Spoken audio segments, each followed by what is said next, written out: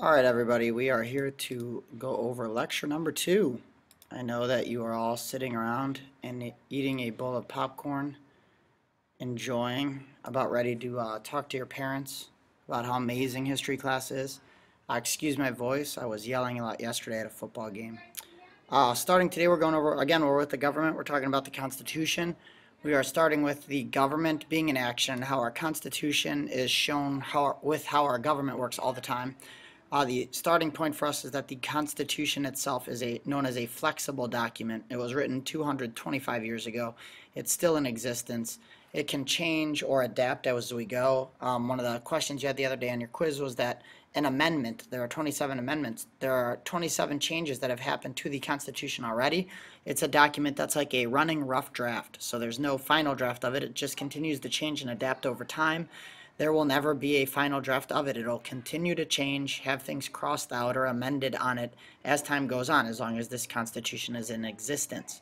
Other countries have actually copied off of ours based on that fact that you could change it along the way, and if not, in their old systems, or these other countries with their old constitutions, they'd have to rewrite them every time it had to change.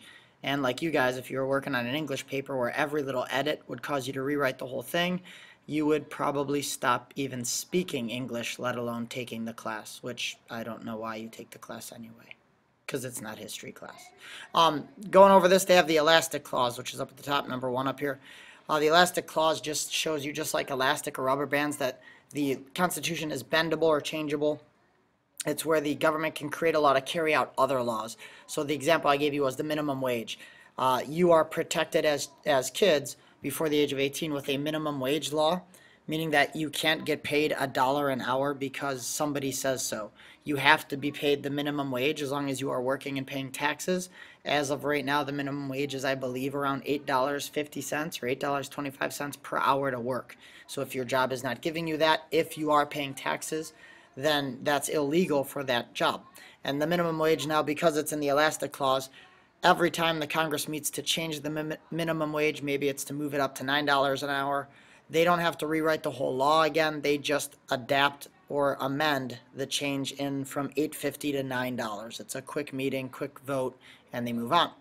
The Commerce Clause deals with any time there is trade or commerce or buying or selling. That's commerce.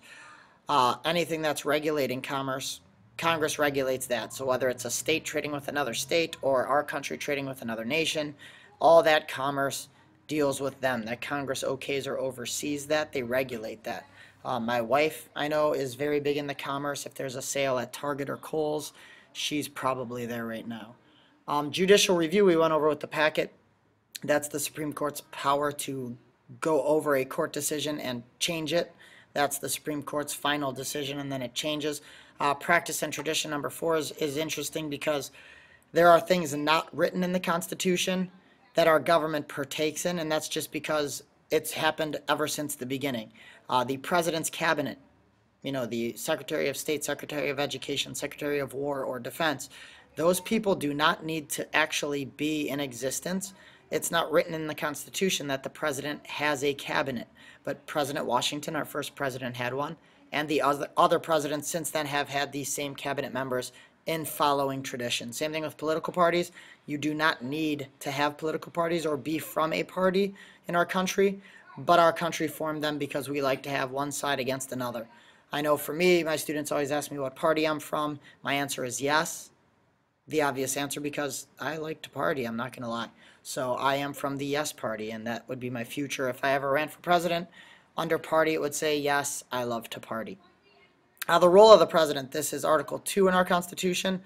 This goes over what the president has to do, what his jobs are. He is listed as these 4 things. He's actually more, but these are the 4 main titles.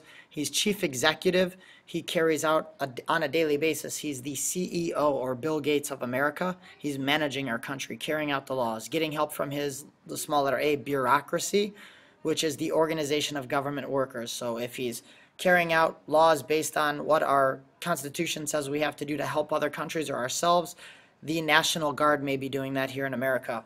If it's to go over just the postal system, which is something we have, then he's using the U.S. postal system as the bureaucracy to go over that. The space programs, NASA, everything else you could think. Even I am, or teachers are involved in that bureaucracy because the state of Ohio says, here's what you need to teach, and we are part of that bureaucracy in carrying out those orders. The president's chief of state, anytime he meets with or signs treaties with other countries, that's where he's being a diplomat for America. He represents America in meeting with the other leaders of other countries when he gets together with them. If he doesn't, I know you guys recognize usually we have a Secretary of State. That's a cabinet member who travels the world to act as the president when the president stays here in America. So that's the Secretary of State's job, is to serve as president as chief of state going around the country. He's also commander-in-chief, or she. The president is commander-in-chief. They are the legal leader. They are the general of all armed forces, and that's why whenever you see the president go by someone who's in our armed forces, they salute him all the time. That's just what they have to do. He's commander-in-chief. He outranks every single general. If he would like to, if our president wants to get in a jet, fly it around and launch some missiles at, I don't know, squirrels that are bothering him, he can. He is the commander-in-chief. He can play real life, Call of Duty, whenever he wants, because, again, he is the highest-ranking official in the armed forces. He's lastly chief legislator. That's where he's carrying out laws or trying to get laws passed.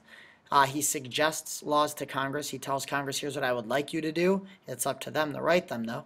And he can use his veto power to prevent laws he doesn't like. So if a law gets passed by Congress or goes through all the steps to get to Congress, he can veto the law because he doesn't agree with it for America. Last is the role of Congress. That's in Article 1 of the Constitution. We break up again Congress being two parts, the House and the Senate. Their job is to, like number 2 says, represent the voters. They are voted in by the people, and they need to keep in touch with the people that voted them in. And the people who vote them in are called constituents. So if I was ever a senator or a House member, I would come back to visit Mentor, Ohio often. I would be visiting with, with students at schools. I'd be visiting with parents at the mall. I would be visiting with people everywhere just to get an idea of what do you want me to do in Congress. And that's the congressman's job, congresspeople's job, is to get back to where they're from and kind of get a feel for what does my area want me to make laws on, what do they want that for. And your job as students or as adults in an area is to keep in contact with those congressmen and get bills or laws changed.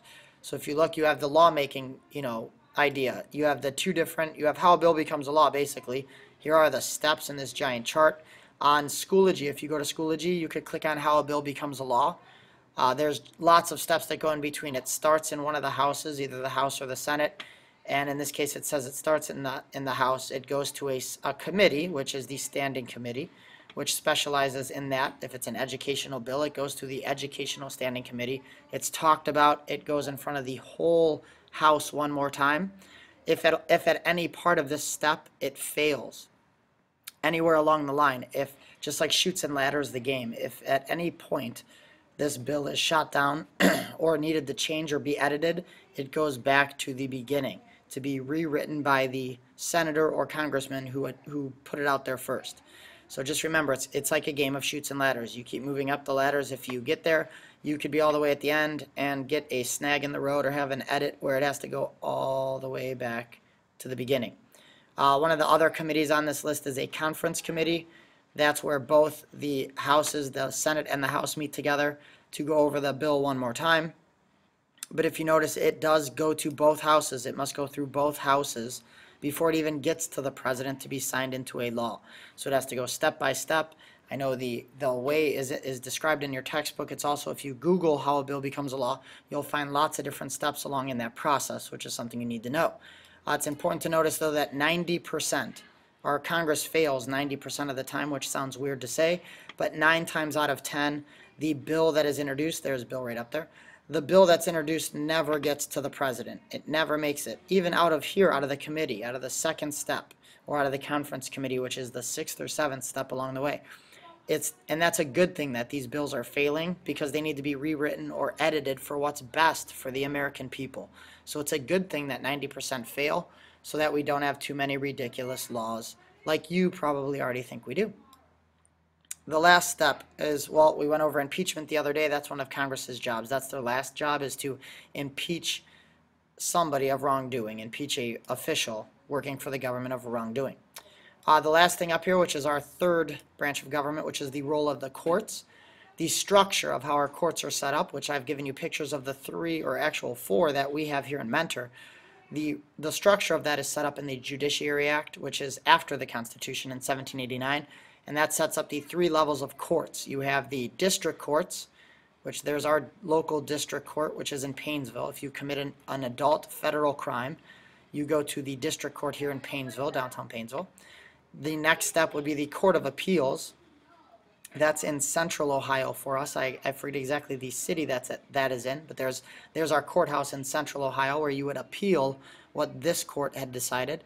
And last is the Supreme Court, whether it's the national one or in this case the picture is of Columbus, downtown Columbus, and we have a Supreme Court building here in Columbus, Ohio, and that's the picture of ours here in Ohio. So those are the 3 steps along the way that if you somehow break a federal law and you continue to appeal where a court will hear you, it starts here in the district court, it goes to the Court of Appeals if you appeal and it gets accepted, and then it goes to the Supreme Court. And once it gets to the Supreme Court, when they make their final decision that you are guilty or a law changes, that is the final decision that the courts will have. So that decision will never be overturned unless it is by the Supreme Court once again. That is it again for today. Hopefully you guys enjoyed your little excerpt into the court systems and the other 2 branches, and hopefully you study.